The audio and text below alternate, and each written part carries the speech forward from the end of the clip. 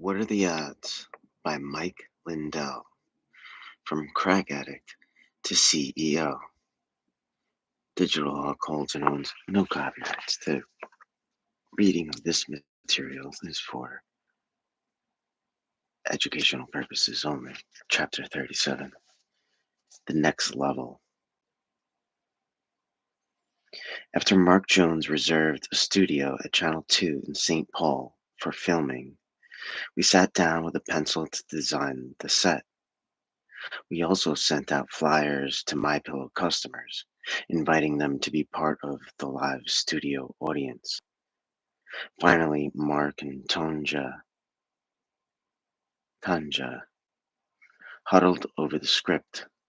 The basic plan was for Tanja to interview me about the pillow and keep the story moving.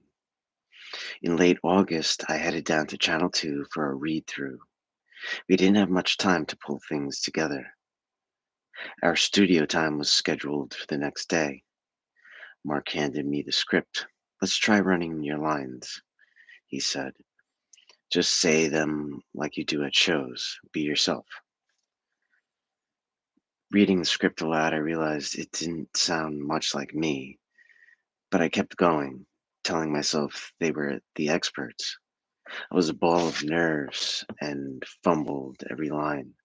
In fact, I made such a mess of the read through that the producer texted Mark something like, "This guy's the worst I've ever seen." I didn't know this at the time, of course. Mark stopped our rehearsal and tried to reassure me. "Just read the lines and give me energy like the first time we met," he said. But the energy he wanted just wasn't there. I couldn't sound natural because I was reading lines. "I don't like this, Mark," I finally said. "It doesn't sound like me. This part here isn't even true. Who wrote this stuff?" "Part of it came from the old script," Mark said.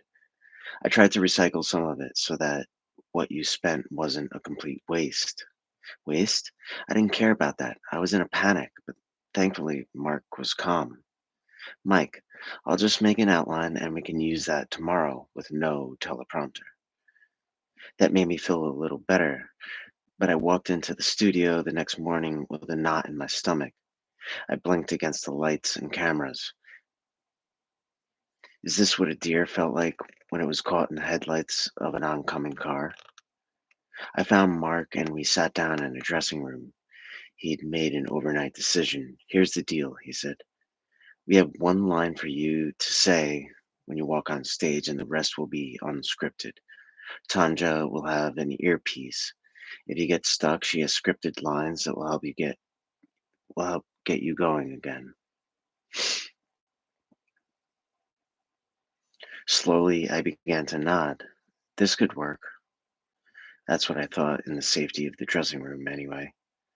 Soon it was time for makeup, and I was surprised when the artist told me she used to do makeup for Prince. "You're kidding," I said as the artist began using her brushes on my face. Happy to have something to take my mind off the taping, I launched into a story. Paisley Park is right down the street from a bar I used to own. To set the stage for her, I had to go all the way back to Florida in 1999 in one of the annual trips Karen and I used to take. I was standing in a Panama City beach bar called Sharky's when Skelly called me on my cell, but Karen thought I was talking to another woman. We got into an argument which triggered another argument with a leather covered biker who had already tried to provoke me by helping himself to an appetizer I'd ordered. He grabbed me by the arm, nodded at Karen, and growled, "That's no way to talk to her."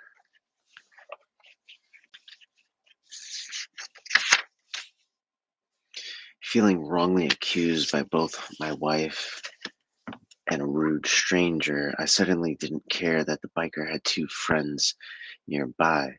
Just like that, my rage took over. I drew back my arm and punched him so hard he fell over backwards. I came back to my senses. What did I just do? I sprinted out of the bar, all three bikers cursing and chasing me, their wallet chains jingling. In a strange town and with no idea where I was going, I felt like I had run a mile by the time I spotted a bar and ducked inside. You know those moments when everything seems to stop like a freeze frame movie? That's exactly what it was like. First, every person in the place stopped talking and stared at me. Second, I realized why. I was the only white guy in the place. Then, just like a movie, everyone returned to their conversations. Some guy was up on a small stage singing karaoke. I stopped up to the bar and ordered the signature drink, which, if I remember correctly, contained about 10 shots of liquor. I told the bartender that I owned a bar back in Minnesota about 3 miles away from Prince's famous home and studio, Paisley Park. Next thing I knew, I blurted, "I know him. Prince, I meant." I don't know why I said that, other than the signature drink and my usual habit of trying to amaze people. Or maybe my nerves got the better of me as I kept sneaking glances at the door, waiting for three fire-breathing bikers to appear. The bartender cocked an eyebrow. Really? Well, if you knew Prince, why don't you get up there and sing one of his songs for us? He nodded toward the stage and the karaoke machine. Sure, I said, a bit reluctantly. Either the potent drink was giving me courage, or I needed a distraction from the guys I figured might be coming to rough me up. Up on stage, I queued up Purple Rain, to which I knew every word. I didn't hold back. Everyone in the place about fell over laughing at me, a white guy with a 1985 mustache singing a Prince song. I earned a standing ovation, but not because I was a good singer. The bartender had called some buddies and told them to hurry down to check out my comedy show. After two encores for the bartender's friends, I poked my head out the front door. The bikers were waiting for me across the street, but the bartender had told me not to worry. No white guys ever came in the bar unless they were lost tourists like me. By the time I finally left my new friends at 4 a.m., the bikers were gone. A couple of years after my trip to Panama City Beach, one of Prince's security guards came into Schmitty's. His name was Vinny, and he came in fairly often.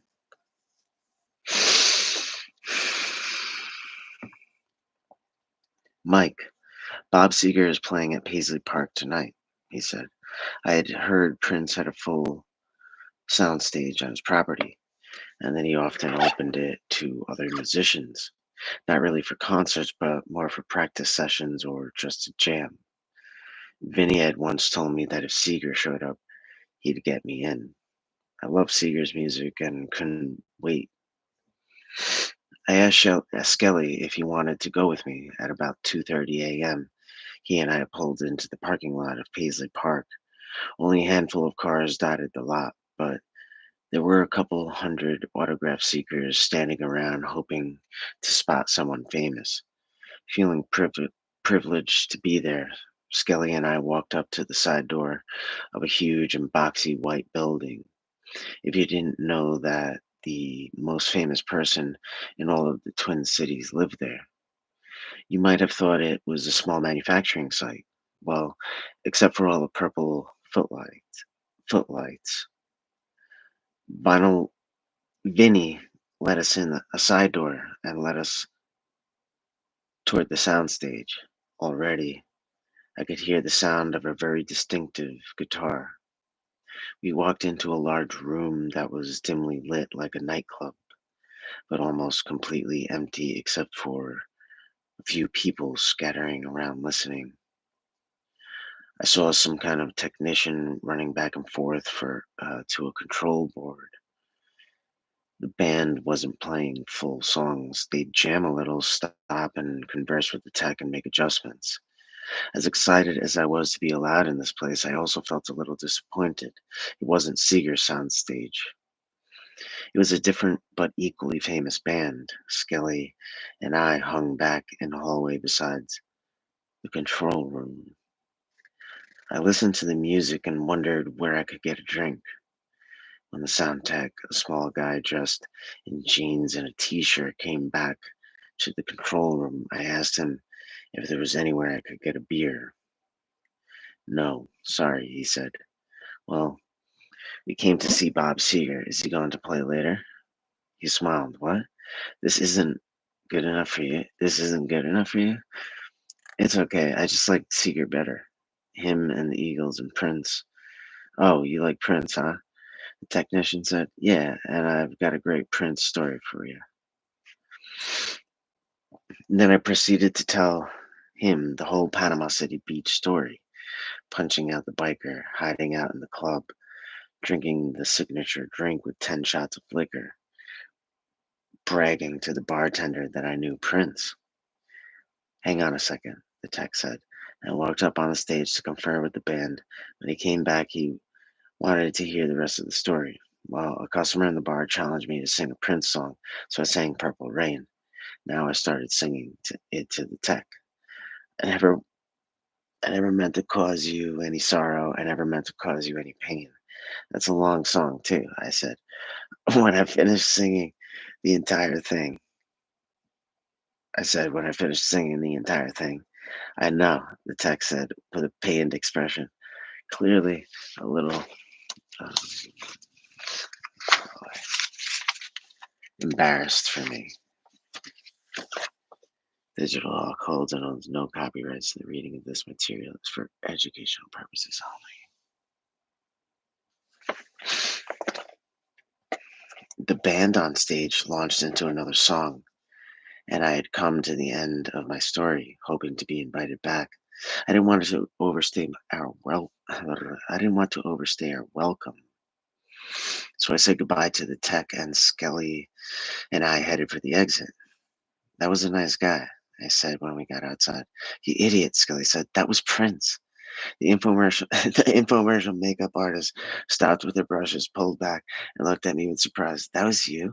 Prince tells that story all the time. Sharing my favorite Prince story had taken my mind off my nerves, but when I got onto the set, when I got on the set under the lights with cameras rolling, I became that deer in the headlights again. During every run through, I froze or stumbled badly, taping my lone scripted line ate up 9 takes in more than an hour of studio time. On the upside, it did make a nice blooper reel. On the downside, that all happened before the live audience came in. Panicking again, I asked Mark how long we had the studio. As long as we needed it, he said. This, of course, was a white lie designed to make me feel better, and it did. I could mess up as many times as I needed to. Then came something that made me even more comfortable. Right after we started recording with the studio audience, we brought in a long demo table for me to use on the set. After we got through the scripted line, I was able to stand behind the table. And to everyone's relief, I began to calm down. It was like I was behind the bar at Schmidt's again, or inside a sales booth at a show. With that little bit of protection, I began to feel I was in my element. And when the cameras rolled, the words just came. As Tanja and I walked back and forth about my pillow, talked back and forth about my pillow, I could tell the audience was engaged. They nodded when I emphasized the feature or benefit of my product. They laughed when I was funny. As the day progressed, I became I became more and more confident. People who have seen the original My Pillow infomercial said it seemed completely unscripted, and most of it actually was. When I tossed a filled pillow off the stage and said down pillows were ruining America. That was ad libbed. When I said our foam fill was so malleable you can make little balloon animals out of it, that was not practice at all. As frightened as I had been, it seemed like a little miracle. Finally, the crew taped my final pitch, and Mark yelled, Cut.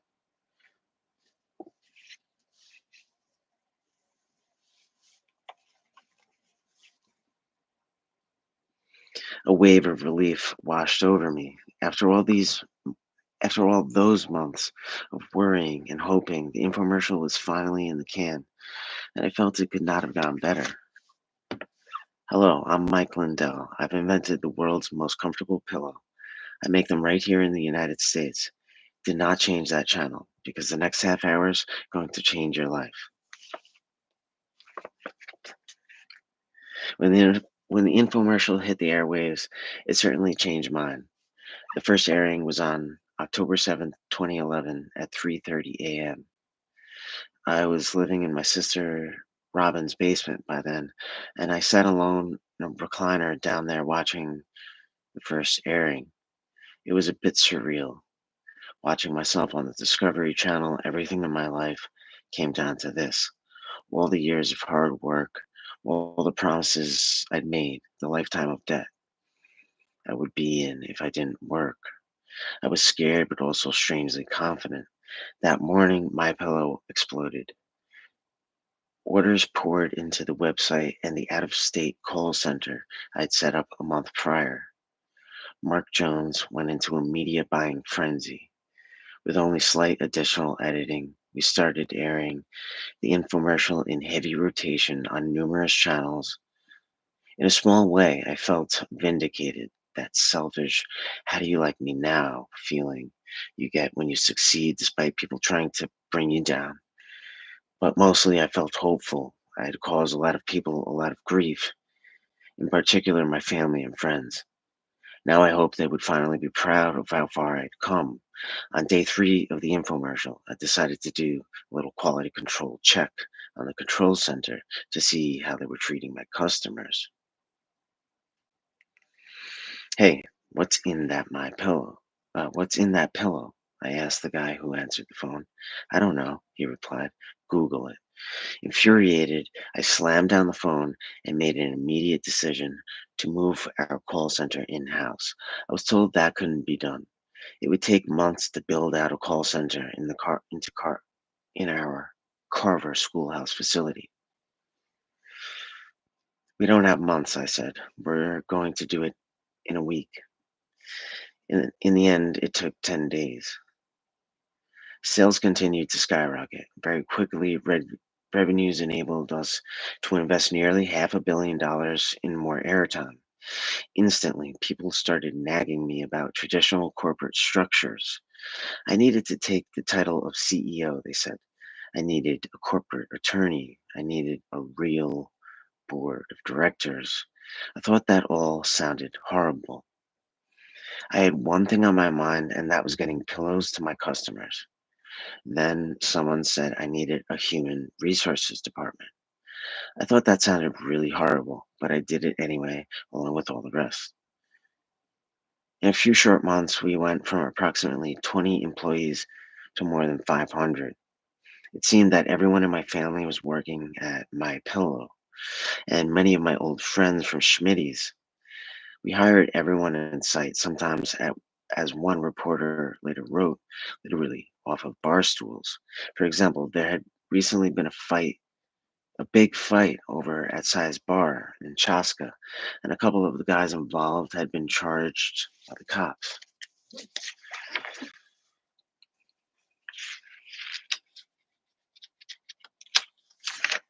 My manager, Jen, called me.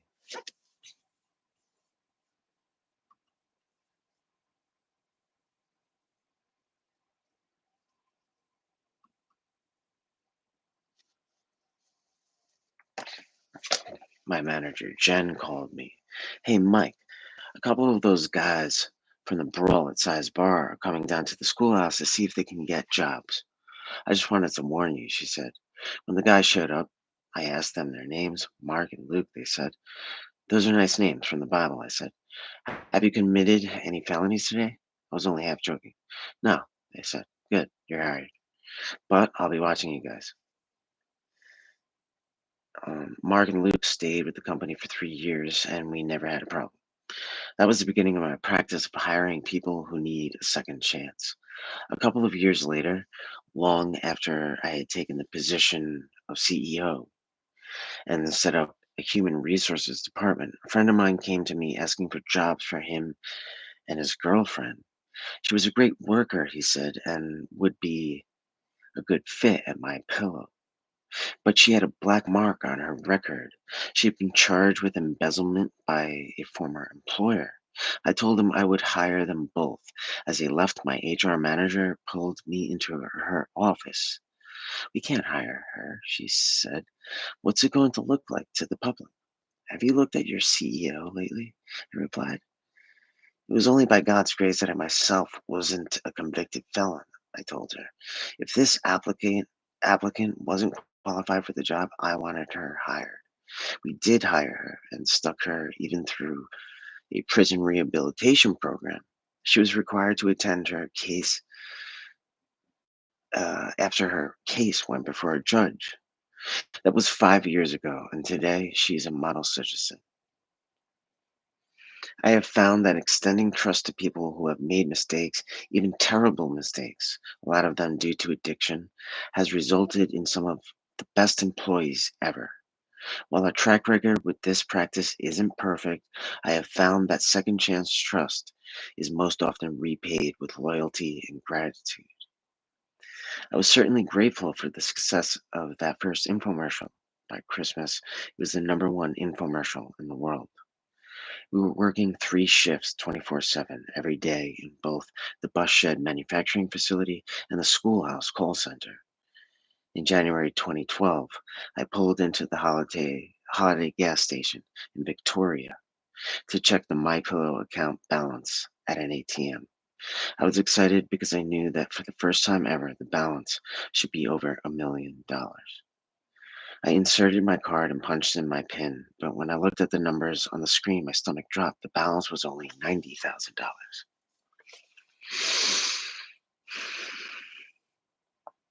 I called my bank in a panic. Not to worry, they said. The account balance was actually $2,090,000. Smiling, I then dialed Tom Shrimp, a friend who had stuck with me through the very worst of times. I had figured out what the problem was. "Hey Tom," I said, "do you realize that ATMs don't go out to seven figures?" He laughed. "No, I didn't realize that." It was a great problem to have. The seven figure My Pillow bank balance that launched 2012 was a bright spot in what became two very stormy years. On the top of the world business wise, I still felt lonely and empty. And with My Pillow's success, I felt I could turn part of my attention away from my company and focus on filling the hole in my heart. I went on a few blind dates, the first two of which were disasters of uncomfortable silence. The third date, however, was different. We hit it off immediately. She talks so easily, and I felt comfortable being myself. Suddenly, I was all in, head over heels in love. Very quickly, we were engaged. By November 2012, we both realized that our matching type A personalities clashed for control. Knowing it wasn't going to work, we broke off our engagement and parted ways. Immediately, the deep emptiness returned. I realize now that this is the way it is for a lot of addicts. Uncomfortable with ourselves, we simply cannot be alone. And that is why, not even a month later, I jumped into another relationship.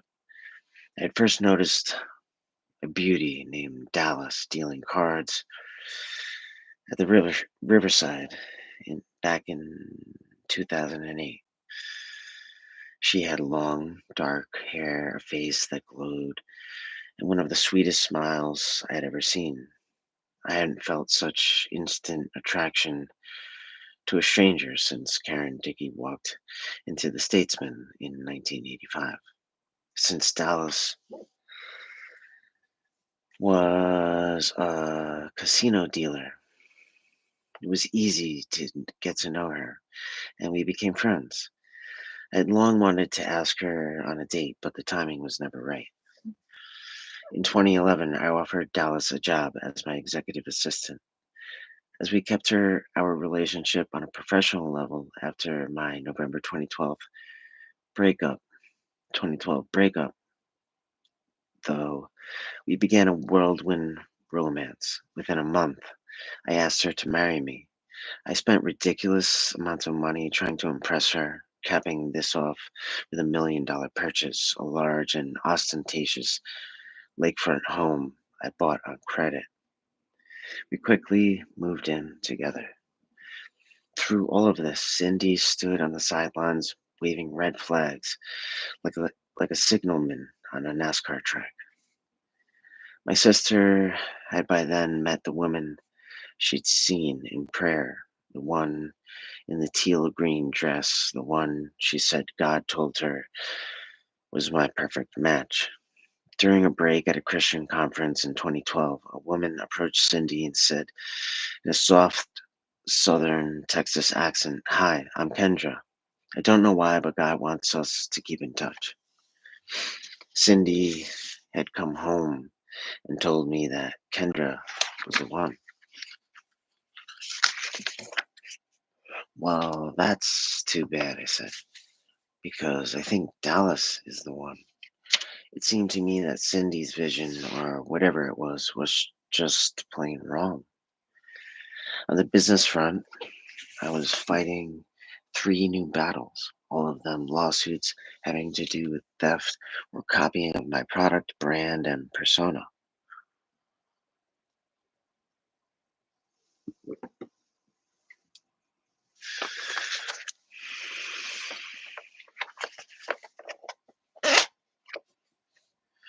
While I fought, my relationship with Dallas barreled ahead. My sister wasn't the only person to warn me against it. Many of my friends and family members couldn't understand why I was moving so fast again.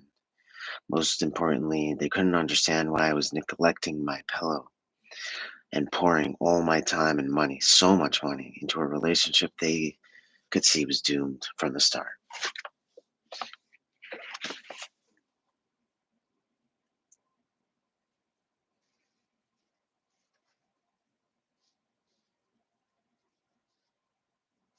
Back then, I was certain that neither Cindy nor any of the rest knew what they were talking about. Looking back now, it is all painfully clear. Remember that unfinished business I mentioned?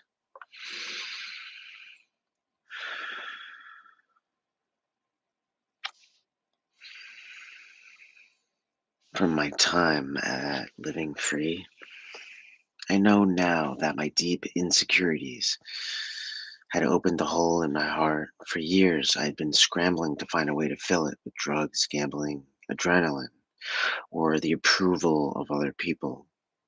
Deep inside, I was not happy with myself, and the only way I could be happy was with the love and approval of someone else.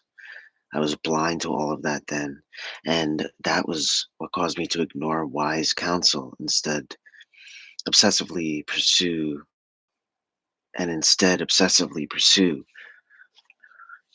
a relationship that flashed so many warning signs that Dallas might as well have been might have well, might as well have had "Bridge Out" tattooed on her forehead.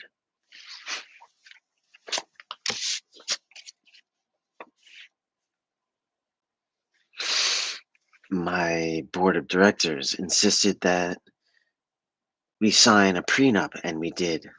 Then in June 2013, we were married in a lavish $100,000 ceremony and reception. My first marriage lasted 20 years. My second lasted about 20 days. On the second day after the ceremony, Dallas and I got into a huge argument, and she moved out of our lakefront home. A couple of weeks later, during a car ride to Chaska from the airport, she delivered the final blow. "I'm not in love with you," my wife said. "Also, you're boring." Her words felt like a dagger to my soul. Still, I refused to believe our marriage was over and pursued her like a lovesick teenager. Which, to tell you the truth, I probably was inside. At that time, I probably had the emotional maturity of a 16-year-old boy, trapped in the body of a middle aged man.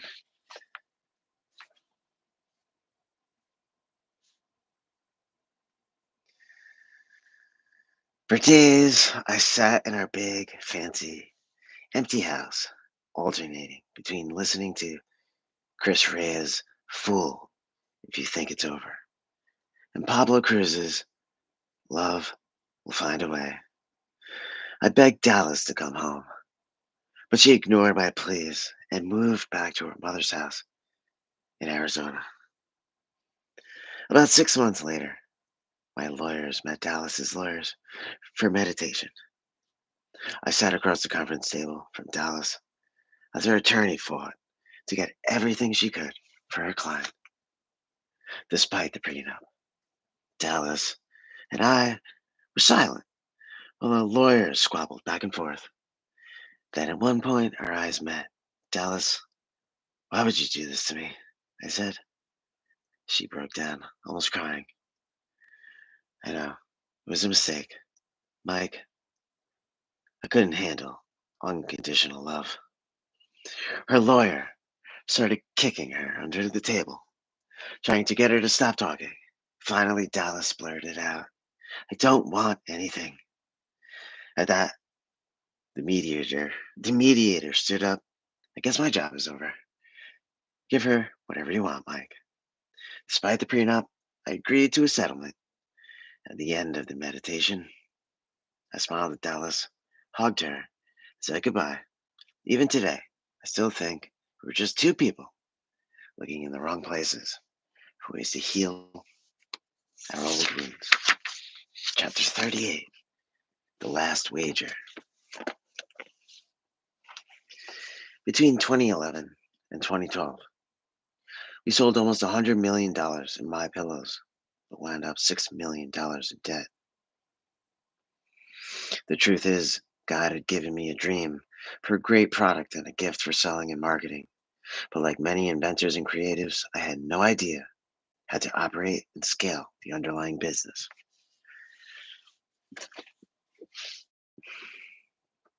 I wrote stacks of checks as I bought up more and more for infomercial slots, but I really had no idea how to track the airings to find out which were working and which should be canceled. Meanwhile, I did not calculate the difference between gross sales and net profits or figure indirect costs. At one point, Federal Foam sent its CFO to check on our overall operation. Very quickly, it discovered that although we were bringing in millions in sales, our costs were through the roof. To top it all off, as I was sitting in my sister's basement one night, half watching TV and wondering how to fix all this, I saw a dark-haired man on the screen. He wore a mustache and a blue shirt. This man could have been my twin, and he was selling a copy of My Pillow. I almost fell out of my chair. I found out the company behind this ad was called Telebrands. Lawsuits followed, and I had to make a deal with them. I didn't want to, but I felt forced in order to stay in business. Meanwhile, My Pillow was losing $250,000 a week. Part of our expenses came from having to build a new factory. In March 2012, I had, to, I had made a deal with Dick Lenson to buy the bus shed, but right before the closing, we learned the area was improperly zoned for my company's operations. When we applied for rezoning, the Carver City Council ruled that My Pillow had grown so big that they were now a neighborhood nuisance. The council then laid out compliance demands that would cost hundreds of thousands of dollars and gave me until October to comply or vacate. I didn't I didn't have the money to meet the council's new demands, and I had no idea how we were going to find a new location and build a new factory before the October deadline. But we did. Within 2 months, we had designed, built, and moved into a new factory in Shakopee, less than 10 miles away. Unexpectedly, this crash build turned out to be a good thing. It gave me a better sense of what my employees' skill sets were For example, when I saw what a great job the painting contractor did, I made him my head of maintenance. Like me, many of my leaders were not trained or credentialed for their positions, but they happen to be the people who get the job done. Against all odds, we were up and running 2 days before the Carver deadline. When I had walked out of that Carver City Council meeting, the council's demands looked like government overkill. When I opened My Pillow's doors in Shakopee, I realized that, like unwelcome obstacles, they were instead a hidden blessing.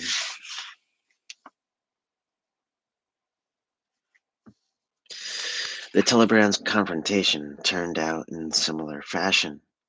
I knew I'd made a terrible decision in making a deal with them, but the deal did function for a time as a band-aid for My Pillow's leaky finances. Later in the year, I made a deal with QVC, even though I'd sworn I would never appear on the network.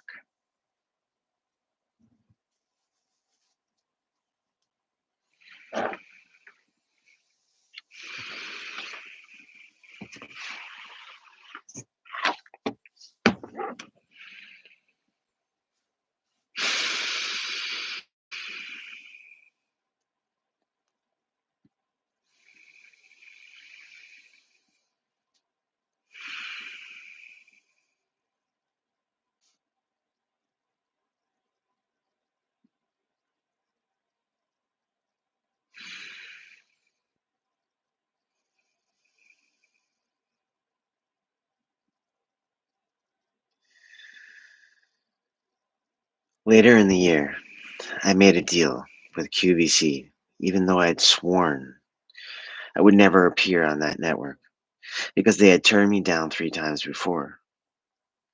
My first airing was in October 2012. I did an 8-minute segment that pulled in $60,000 a minute, 6 times the average for that time slot.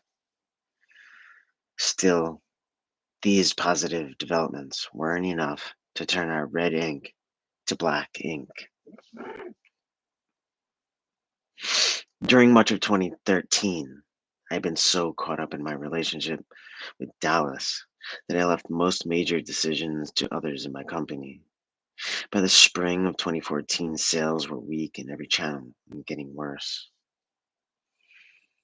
The infomercial was fatiguing, as they say in my business.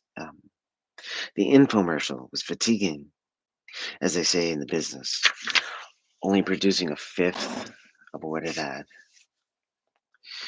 The problem was we had manufactured tens of thousands of pillows in anticipation of sales that had first leveled out, then fallen over a cliff. We were still doing better on QVC than most products, but the numbers were much lower than those we put up earlier. Radio advertising generated some sales, but our TV ads were down to almost nothing. The box stores were now ordering fewer pillows, or had stopped selling them altogether. Meanwhile, I had incurred $2 million in judgments from the legal battles I was fighting, and now those were hanging over my head. Some people in my leadership team were growing frustrated. One day in early 2014, I was riding in the car with my car center manager. My new director of communications, Jessica Maskovich, was sitting in the back seat. The call center manager said to me matter of factly, "You are a terrible CEO. You should just be the face of the company and stay out of the way, because you have no idea what you're doing." I glanced at Jessica in the back seat and saw her cringe. I remember feeling like I'd been cut with a knife. But strangely, I didn't react at all. I was almost grown, as if I had grown numb to the whole situation. In May 2014, desperate to make payroll, I talked Jim Furlong into going to Laughlin with me to count cards. It was almost it was what I always did when I needed money. Most of the time, the casinos were as good to me as a bank. By now, going to Riverside, I was was like going to a family reunion. There were lots of hugs and happy greetings as we sat down at the blackjack tables, and even the pit bosses knew perfectly well we were counting cards. They let us play, dealing deep into the decks as we went head to head with our favorite dealers. We played probably the best we'd ever played, with no mistakes. But through deck after deck, Jim and I kept running into a wall. The frequency and consistency of our losses began to defy mathematics. If there was one face card left in the deck along with 20 small cards, we'd hit the face card and bust. If we stayed on 18, the dealer's whole card would give her a 19. We'd lost every single hour, every single day. With the steady advantage we should have had over the house, the odds of this happening would be like flipping a coin 100 times and having it come up heads 90 times. The math was just impossible. 2.5 days in, Jim turned to me and said, "I'm sick of this." "I am too," I said. "Let's just go home." I had thousands of dollars left. I'd never given up and gone home when I was still alive to fight another day. But we were done. We packed up and caught the next plane to Minnesota. "That's the worst deviation I've seen in my life," I said to Jim on the flight home. "Me too." "Well, it's making the book," I said, meaning the book I'd always said I was going to write. "The only way it makes a book is if you were to quit forever." "The only way it makes a book is if you were to quit forever," Jim said. "Quit gambling forever?" That was a bizarre thought. I looked at Jim. He looked back at me.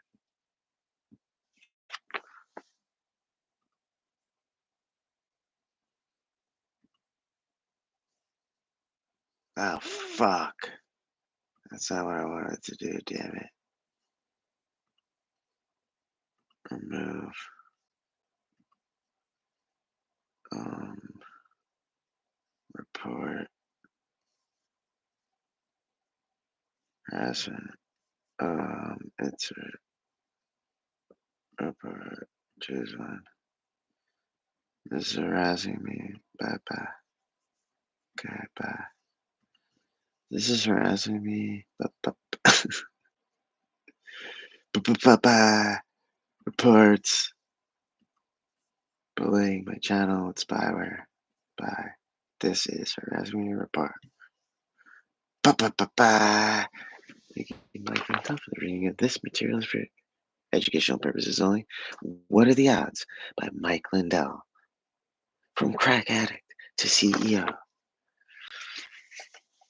Page 270. Somewhere. With the steady advantage we should have had over the house odds, bottom up, the odds of this happening would be like flipping a coin 100 times and having it come up heads 90 times. The math was just impossible. 2.5 days in, Jim turned to me and said, "I'm sick of this." "I am too," I said. "Let's just go home." I had $1,000. I had thousands of dollars left. I had never given up and gone home when I was still alive to fight another day. But we were done. We packed up and caught the next plane to Minnesota. "That's the worst deviation I've ever seen in my life," I said to Jim on the flight home. "Me too." "Well, it's making the book," I said, meaning the book I'd always said I was going to write. "The only way it makes the book is if we were to quit forever," Jim said. "Quitting gambling forever?" That was a bizarre thought. I looked at Jim. He looked back at me. I could see that he was only half joking. On Saturday, May 31st, 4 days after we got back from Laughlin, I decided to head down to Diamond J.O. Casino, just across the Iowa border, to try again. I had just turned south on I-35 when I heard an almost audible message. "Go to church tomorrow. You're done with gambling. 4 days ago, you played your last card." 4 days ago, you played your last card. Mind you, I didn't hear a voice. Call it an apprehension, direction, or guiding hand. Call it whatever you want, but it was clear as a bell. It was so clear, in fact, that I exited and the next southbound ramp crossed the interstate and turned back north toward home. The next day, I went to Living Word and sat in the balcony. There was a group of families who sat up there. I enjoyed the way they worshipped. The voice, or whatever it had been, had directed me there. Looking down from the balcony, I listened to the sermon and waited. The pastor hadn't been speaking long when the voice came to me again.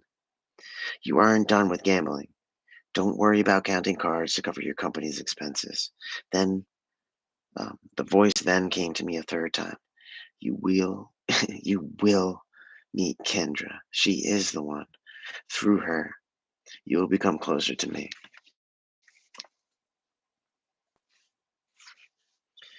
Tears trickled down my face, and I didn't know whether it was because I felt God's presence, because He had just set me free from gambling, because my search for love was over, or because I didn't have to worry about my company. And although I didn't really see how the latter was even possible, I believed. The feelings that came over me were joy, hope, and relief, all wrapped up in one big bow. Soon, people around me in the balcony noticed my tears. A couple of them kept repeating, Alleluia, while others placed kind hands on my shoulders. I felt genuine Christian love. After meeting Kendra at the Christian conference in Texas in 2012, Cindy stayed in touch with her. My sister had occasional conversations with each of us, insisting that God had shown her that someday Kendra and I would be married. That's a lot of pressure for anyone, especially for someone like Kendra, who had never been married. After a couple of years and a lot of prayer, Kendra agreed to meet Cindy and me in Laguna Beach, California. I agreed to make a guest appearance on a local radio station to talk about addiction. I bought a gift for Kendra and carried it onto the plane, where it just barely fit in the overhead bin. Things were bleak at my pillow, but as Cindy and I flew west toward the sun, I had a certain peace. Against all indications, I thought, we're going to get through this. Maybe it was just, maybe it was that assurance I'd had from God in May. Now it was near the end of July, and Southern California is cloudless and warm. Cindy and I arrived in Laguna Beach before Kendra and rented a car to pick her up from John Wayne Airport. I was so nervous and knew she had to be seen, dark-haired with a wide beaming smile. As we walked to the parking lot, Cindy and Kendra chatted like old friends. When we got to the car, I pulled out the gift I'd bought and showed it to Kendra. It was a very large, very plush stuffed elephant. Let's just put this over here, I said, tucking the elephant in an out of sight in out of sight place in the back seat. Kendra cracked up. She knew exactly what I meant. Cindy had been whispering wedding bells in both our ears for 2 years by then. We had just acknowledged and set aside the elephant in the room. Throughout that weekend, I found Kendra to be genuine, kind, and easy to talk to. When we found ourselves on our town, we talked about all kinds of things, some very professional. I especially remember one moment in particular. Kendra and I were meeting for lunch. She and I each left our rooms at about the same time and met in the hotel hallway. As we walked toward each other, we felt suddenly supernaturally transparent, as if each of us could see the soul of the other. Kendra was not like any woman I'd ever met. She radiated a purity and joy that I found hard to describe. That fascinated me, but also intimidated me. I felt she had a close connection to God, but that I would, but that a close connect. I felt she had a close connection to God that I would never have. When the weekend was over, I was already back in Minnesota when my cell phone rang. It was Kendra calling to say she had lost her Bible. She wasn't just a book. It wasn't just a book to her. It was the place where she had written notes, prayers for family and friends, significant events, and insights she'd gained from the scriptures. I must have left it at the airport or on the plane, she said, clearly very upset. She'd used that Bible for at least 10 years. I did what any man would do.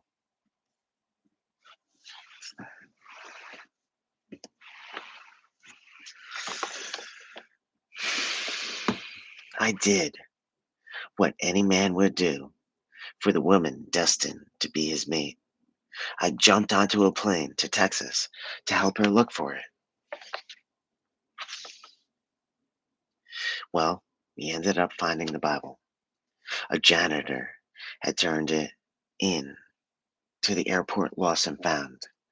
But while we were searching the terminal, I watched Kendra's way with people. She pointed to a man and said, I got to go pray with him. I hung back, very uncomfortable with this. I mean, who goes up to random strangers in an airport and offers to pray with them? Kendra, that's who. As I watched, she went up to him and said, the Lord's telling me I need to pray for you. And the guy just burst into tears, as she had from the first time, and she spoke with my sister, Kendra, seemed to have a gift of knowing. That's why something she said to me in Laguna became the first step in turning my pillow around once and for all.